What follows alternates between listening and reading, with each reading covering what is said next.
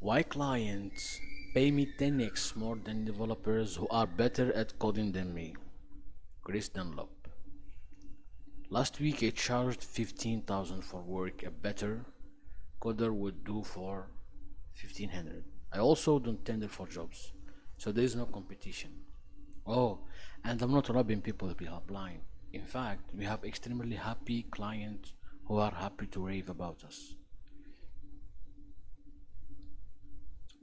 And trust me, for the first 4 years of my business, I was charging 1500 for that work too, until I had a conversation with a client that reshaped my perspective. But more on that in a bit. So, why I'm writing this article? No matter if you are a developer for a team within a company or someone who is building a product, you will ultimately hit a business at some point in your career. When anyone can spin up a working prototype in minutes using Cursor or V0, the differentiator isn't your ability to write clean React components. It's your ability to understand what actually needs to be built and why. There is a lot of fear, uncertainty, and doubt about out there at the moment, like the news article below. I also had to figure out all of this stuff out by myself and often got upset as I really felt like I didn't know how the world works. I would look out and see Mark Zuckerberg was worth $500 billion, and I felt like I couldn't even sell a simple dashboard. Even though I was smart, it wasn't translating to dollars. I thought it would be great to share some lessons with you so that you can realize that your worth is far more than just code. Anyone can get key bond. What are clients really buying? If you are a developer, it is easy to think only through the world of code as that is what you do. To the man with a hammer, everything looks like a nail. Here is some of this example of how this quote works. We need a customer portal slash CRM. If you are a developer and you hear this, your mind might jump straight away to tools, user authentication, dashboards, Pipedrive, and HubSpot. Slow down there, cowboy, cowgirl.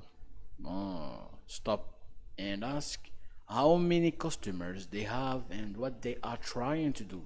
Often, you will find that their needs are much simpler than you might initially think. 90% of all CRMs are just people needing to send some pretty basic email flows, and Pipedrive is a great choice for that. But by asking the questions, you will learn more about their background and current pain point. Sorry, you get the point. So, if you were like me, you viewed the world as technical problems. If someone asked for a website, you hone in on the website as being the be all and all. What is this? All and all. The code basically stood above everything else. And then one day I had a conversation with an executive from a large firm. Chris, we are paying you because we can't be bothered with the internal politics, and I don't like dealing with this board member. So can you come and solve this? How much do you need for that? This was a game changer. The job is in question wasn't actually that difficult, and I realized, wow, people care a lot about a whole bunch of other things apart from just the code. I asked for 25,000 the time at the time and would have been happy with 12,000. And I signed without blinking an eye. Jen Abel on Twitter helps a lot with selling software, and here is a tweet that I really enjoy of her. For all startups pivoting and moving up market into enterprise, take note. The more technical your pitch, the more you will be delegated down the chain of command. That's true. Reread that a few times to let it sink in. The more technical you pitch your pitch, the more you will be delegated down the chain of command. Huh? Isn't that bizarre? Not. No, it's not bizarre. What does that mean? Start talking about databases to a CEO and they will delegate you to the CTO. That was the start of my realization that development is so much more than just development, particularly when you are selling to a business. When I started my agency, I would basically think about our overheads and salary, think about the time, and then charge the client that. It was a good way to get started, but over the long run, we were running everything too close to break even. Yes, that's what I'm doing now. I realized there was this whole area of psychology that I had been missing. So I went into mega research mode and ordered a whole bunch of negotiation and sales book. If there is one book I would recommend from the above, it is Negotiation Genius. It has a whole bunch of practical advice on negotiation in general. It has been a game changer with my 3 year old daughter, who is an absolute master of negotiation. So if you get delegated down the chain of command for being technical, then what the heck are clients actually buying? What clients actually buy? The five hidden products. A problem translation. Your job is a translator. Make your clients feel understood. Instead of jumping straight to code and wireframes, ask them questions about their background. How long have they been thinking about this problem? First, real need. Do you understand what I'm actually trying to accomplish? Developer spot. Thinking in solutions before understanding problems. Business reality. Most technical problems are business problems in disguise. A simple trick here is to ask people to tell you the origin story of how they got to today. By the time they have decided they want to talk to you, this could be months of planning. Hear them out. Hear their background, their role, their boss, the politics, all that gives you clues and contexts. B. Peace of mind. A client is buying the fact that you will take this problem away from them and solve it. They also want this to be an enjoyable experience. Real need. Will this person disappear halfway through? Is this person easy to work with? Why it matters? Bad developers create existential business risk. Value multiplier. Reliability is worth 10x the code quality difference. C. Risk reduction. You have to understand it's a big leap for a client to engage anyone as it exposes them to looking silly. If the project goes bad, they will look silly amongst their peers. Your job is to reduce risk. Well, look, I will comment about this. I had a client. I was working for on a model plugin, an integration for a big solution or in examinations, and I know this client or this firm for a long time, not the ones with the API integration request, but the the agency that works for or provide solution and model. And when I started, I was thinking that it's like easy thing to do, since they delegated it to me, the whole thing. I started the integration, then nothing works. Nothing worked. I checked the documentation they provided, and nothing worked. So I was skeptical about the whole project. I asked them if there are anything, and they had to talk to the client. there were two implementations mainly to start this. A SOAP, they are using SOAP protocol, and I had to either use the open API solution for authentication and authorization, or implement their SSO, as they call it, single sign-on solution. I started with the open API thing. I tried to implement or import an implementation to model through through the plugin, but it didn't work. After 2 weeks of doing everything, the agency or the client, the main client I'm working with, asked me to jump on a meeting so I can like explain what's the problem and stuff. So when I jumped, I found out that there are like 5 parties or so. So the main company, or which is a university or a private school for businesses and stuff, and they are using, so they are the main clients, and since they are using this solution for examination,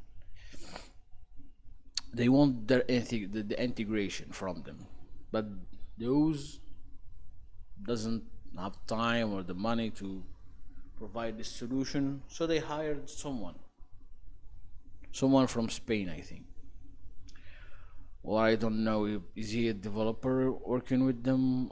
I don't know. So then there is this agency that I'm working for, not for, I'm working as a freelancer. They hired me and for the project.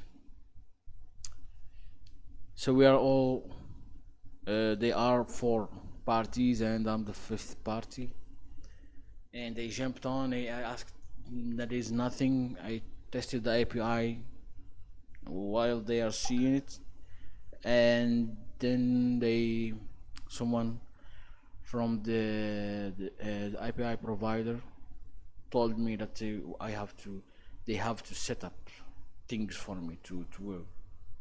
I asked why they didn't do that like at first from the get-go. They said they are sorry. They set it up. I tested. It worked. Then things started working, and everyone in that room felt silly, very silly. I felt stupid as well. But the big ones, or the main, like the ones that I felt like they were searching for a hole in, just like to put their heads on, are the ones that hired me. So they were like, the hell is this? Yeah. So let's continue. Your job is to reduce risk. What happens if this goes wrong? Will I look bad? Insurance premium. Clients pay extra for lower probability of disaster. Trust economics. Established track record commands exponential premiums. The best thing that AI has done is to take risk off the table. Now, instead of sending a quote, I start with a prototype in V0 or in Cursor.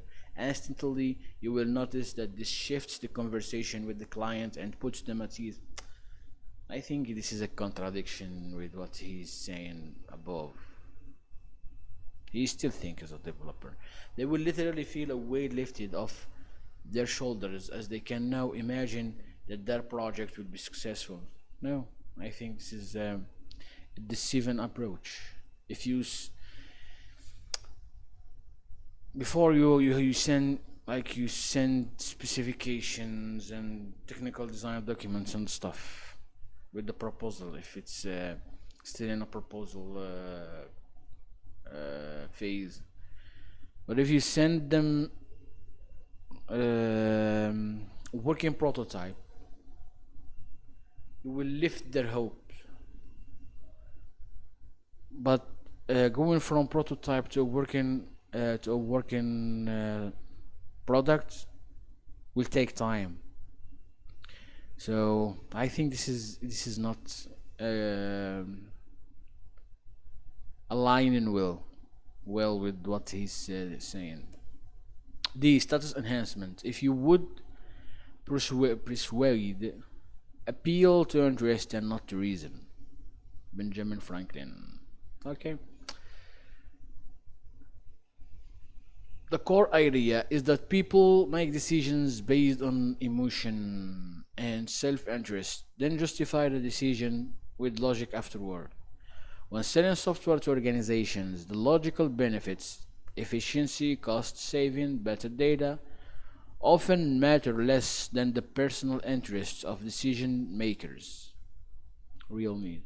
Will this make me look smart to my boss board peers? Political reality. Internal politics often matter more than technical specs, position, and power, being the safe choice versus the cheap choice. E. Time recovery. This is often right down the list of reasons that people will go with you. Time is fungible thing and a business is often in a steady state flow, and so the idea of getting 30% efficiency doesn't actually mean a whole lot to a whole bench of people unless you are dealing pretty much with the CEO. Real need. How much of my life will you give me back? Hidden cost. Management overhead of working with difficult contractors. The five factors above led me to realize that I was a professional painkiller. Put all of these above, and you need to not think of yourself as just a developer. Rather, you are a professional painkiller. So, what does that look like? The professional painkiller mindset shifts from code producer to problem absorber. Business model. You are not selling hours, you are selling outcomes. Yeah, this is the same things of the future channel, Chris, and what he's preaching about. So you are not selling hours, you are selling value, not outcomes. I think this is how I call it. So, like for example, for his one-to-one sessions, one time he's like doing a session with the student, and the student said that he wants a logo or something. Chris said for 40,000, for 40,000, I think, or 20,000, and then the other one said, "No, we can't." Yeah, so Chris said 40,000. He will deliver in a week or 2 days or 3 days. I don't know. And the other one, he didn't agree. So Chris asked him why. And is it time or yes, he said time. It didn't take you that much time. Why should I pay you that amount? Chris then followed up with so that time matters for you. So if it would be great if I take more time on it. The other one said say yes, and so it's going like so do you so you are you value delay more than the value the value that I'm giving you. I'm giving you something way better than the competition in the shortest amount of time, and you are arguing with me why it didn't take longer. And if I shut my mouth and like stretch the working process to, I don't know, months, you will be satisfied and pay me even more if I want. Yeah, so this is selling value, not hours. Pricing psychology. Pain relief is valued based on pain and intensity, not time invested. Pain relief is valued based on pain intensity, not time invested. Okay, I think it's the same of the previous one. Strategic insight. Find clients with expensive problems, not cheap projects. Yeah, that's yeah. The biggest way that you earn 10x more, communication. Yeah.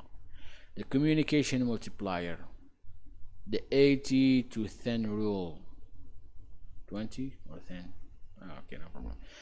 Being 80 as technical but 10x better at communication wins. Why this works? Communication skill is rarer in technical fields. Client perspective. They are rather work with someone they understand than someone they don't. Practical application. Translate technical complexity into business impact. This means that if you give someone code, then you have to make sure they understand how it works. They have to understand the value of it.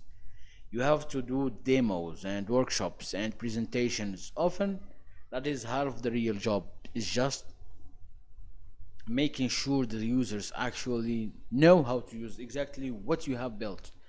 So, how exactly do I get paid more money then? Funnily enough, if a client comes to me with a fully fleshed out product, wireframes and all, then in 90% of cases, that is usually a red flag. Yeah. It means there has been no ability to apply any of my skill set to them. No workshops, nothing. We haven't been on a journey together. I've inherited someone else thinking. Jen says it in a clear way. If you haven't co-written the RFP, then you are just a checkbox. Oh yeah.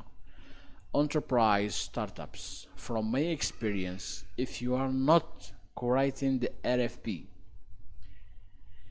you have likely lost and simply a checkbox in their buying process. Yes, this is really a thing. Surprised it's not more known. This is not to say don't go through the exercise to learn, but it is.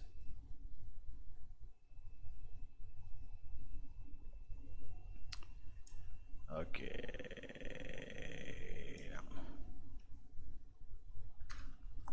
Piece of shit.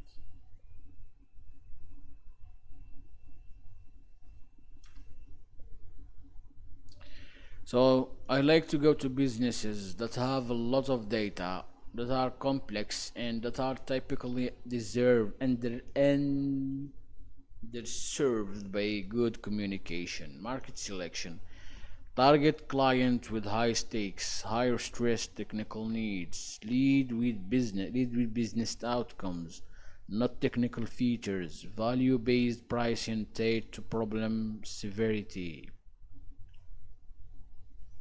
Diagnose pain before prescribing solutions. Conclusion. In software, and particularly in B2B services, you are rarely selling what you think you are selling. The code is just the vehicle for delivering someone something much more valuable. The client's peace of mind, time, and professional reputation. Once you see this, the pricing paradox disappears entirely. Great.